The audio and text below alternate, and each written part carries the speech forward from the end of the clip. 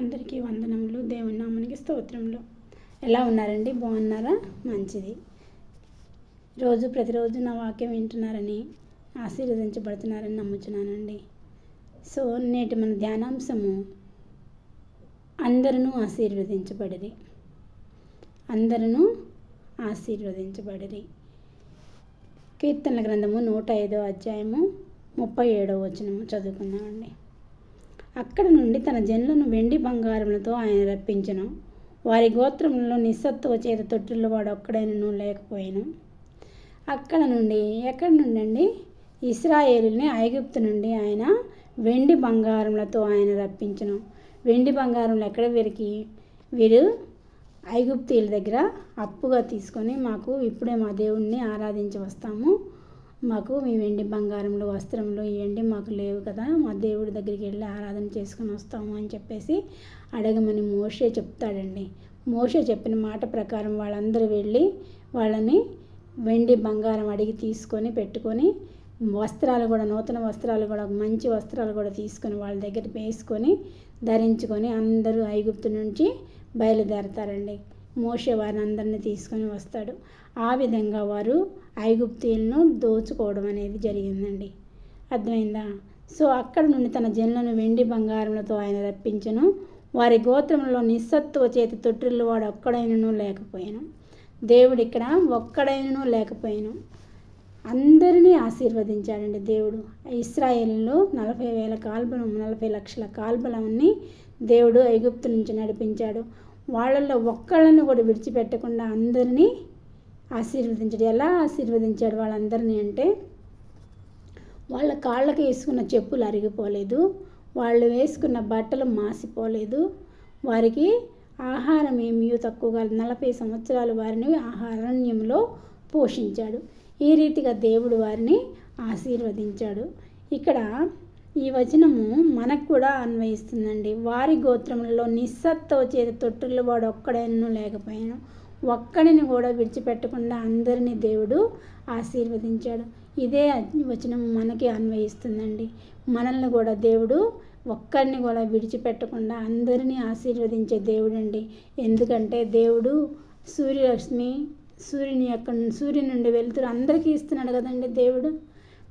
దేవుని నమ్ముకున్న వాళ్ళకి ఇస్తున్నాడు, దేవుని నమ్ముకొని వాళ్ళకి అందరికీ దేవుడు ఉచితంగా సూర్యరశ్మిని, వెలుతురుని ఇస్తున్నాడు. అలాగే చంద్రుడి నుంచి కాంతిని ఇస్తున్నాడు.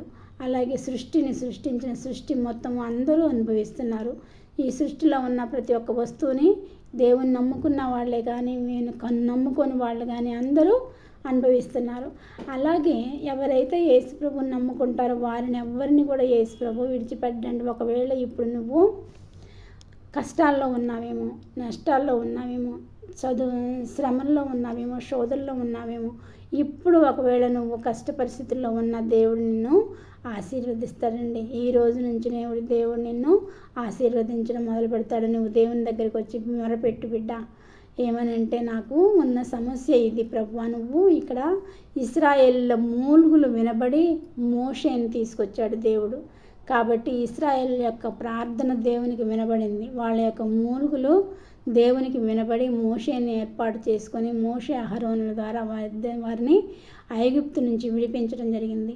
అలాగే నీవు ఇప్పుడు శ్రమల్లో ఉన్నావేమో, శోధనలో ఉన్నావేమో, వేదనలో ఉన్నావేమో, కష్టాల్లో ఉన్నావేమో, ఎలా ఉన్నా సరే, ఏ స్థితిలో ఉన్నా సరే నువ్వు దేవునికి మొరపెట్టు బిడ్డ. దేవుడు తప్పకుండా నిన్ను ఆశీర్వదిస్తాడు. ఏ ఒక్కరిని విడిచిపెట్టండి. దేవుడు అందరినీ ఆశీర్వదించే దేవుడు మన దేవుడు గొప్ప దేవుడు అండి. ఒకళ్ళ పక్షపాతం చూపే దేవుడు కాదండి. అబద్ధం ఆటకు నరమర్తుడు కాడు, పక్షపాతం చూపుటకు నరపుత్రుడు కాదు అని చెప్తుందండి బైబిల్ గ్రంథం. కాబట్టి ఆయన నరుడు కాడు. మన యొక్క పక్షపాతం చూపించిన ప్రతి ఒక్కరిని అందరినీ ఆశీర్వదించడానికి ఆయన చేతులు యెహోవా దక్షిణ హస్తం కురచగా లేదు. యెహోవా రక్షించడానికి యెహోవా దక్షిణ హస్తము కురచగా లేదు. ఆయన మనందరినీ ఆశీర్వదించడానికి సిద్ధంగా ఉన్నాడు. కానీ మనమే ప్రార్థించడానికి సిద్ధంగా లేవండి. మనం ఈ క్షణంలో ప్రార్థిస్తే ఈ క్షణమే దేవుడు మన ప్రార్థనలకు ప్రతిఫలం ఇస్తాడండి. ఎలాంటి శ్రమలో ఉన్నా, వ్యాధి రోగ బాధల్లో ఉన్నా సరే యేసయ్య నిన్ను స్వస్థపరుస్తాడు. యేసయ్యకి అసాధ్యమైన కార్యం లేదు. మనం చేయవలసిందల్లా నమ్ముట. నీ వంతైతే నమ్ము, వానికి సమస్తము సాధ్యమే. మొట్టమొదటిగా యేసయ్య ఈ కార్యం చేస్తాడని మనం నమ్మాలి, విశ్వసించాలి. విశ్వాసం వలన అబ్రహాము విశ్వాసులకు తండ్రి అయ్యాడు. కాబట్టి నీతిగా ఉండి విశ్వాసంగా ఉండి దేవుని నమ్ముకున్నట్లయితే మనం అడిగే ప్రతి ఒక్కటి దేవుడు మనకి అనుగ్రహించడానికి సిద్ధంగా ఉన్నాడండి. అందరినీ ఆశీర్వదించే దేవుడు, ఒక్కరిని కూడా వారి గోత్రములలో నిస్సత్తువ చేతి తొట్టిల్లు వాడు ఒకడైనను లేకపోయాను. 40 సంవత్సరాల అరణ్యంలో నడిచినా కానీ వాళ్ళ గోత్రాల్లో ఏ ఒక్క గోత్రంలో ఒక్కడైనను నిస్సత్తువ నీరసించిన వాడు లేడంట. 40 సంవత్సరాలు 40 రాత్రులు వారితో దేవుడు మేఘస్తంభంలో ఉండి మాట్లాడాడు. మేఘస్తంభంలో ఉండి రాత్రిపూట, పగటిపూట మేఘస్తంభంలో ఉండి రాత్రిపూట అగ్నిస్తంభంలో ఉండి వారిని నడిపించాడు. కాబట్టి అలా నడిపించిన దేవుడు మనల్ని కూడా నడిపిస్తాడు. మనల్ని ఇశ్రాయేలును కాపాడువాడు కునుకడు నిద్రపోడు. కాబట్టి మనల్ని కాపాడు మన యేసయ్య కునుకడు నిద్రపోడు. మనల్ని ఆశీర్వదించడానికి సిద్ధంగా ఉన్నాడు. మనం ప్రార్థించడానికి రెడీగా ఉన్నట్లయితే మన ప్రార్థన విని వెంటనే యేసయ్య మనందరినీ ఆశీర్వదిస్తాడండి. ఒక్కరిని కాదండి, ప్రతి ఒక్కరిని. వాళ్ళని ఆశీర్వదించాడు, నన్ను ఆశీర్వదించలేదని అనుకోవటానికి వీల్లేదు. దేవుడు వారిని ఆశీర్వదించిన దేవుడు నిన్ను కూడా ఆశీర్వదిస్తాడు. ప్రభువా నన్ను కూడా ఆశీర్వదించు, నా బిడ్డను వాళ్ళని ఆశీర్వదించావు కదా, నన్ను కూడా ఆశీర్వదించు అని ప్రార్థించమ్మా. నువ్వు ప్రార్థిస్తే దేవుడు నీకు తప్పకుండా ఆశీర్వాదాలు అనుగ్రహిస్తాడు. మనందరము యేసయ్యకి ప్రార్థించి మనందరం ఆశీర్వాదాలు పొందుకోవాలని కోరుకుంటూ ఈ చిన్న వాక్యాన్ని ముగిస్తున్నాను. ప్రతిరోజు నా వాక్యం వినాలనుకుంటే సబ్స్క్రైబ్ చేసుకోనండి. అంతేకాదు షేర్ కూడా చేయండి. ఓకేనా? చిన్న ప్రార్థన చేసుకున్నామండి. సర్వశక్తి మిక్కిలి కృపగలని ఘనమైన యేసురాజా, మీ పాదములకు స్తుతులు స్తోత్రములు తండ్రి. వారి గోత్రంలో ఒక్కరైనా నిస్సత్తువతో ఉన్నవారు లేరన్నావు ప్రభా. అందరినీ ఆశీర్వదించే దేవుడు అయ్యా నువ్వు. ఇక్కడ తలలోంచిన ప్రతి ఒక్క బిడ్డని ఆశీర్వదించి దీవించండి ప్రభా.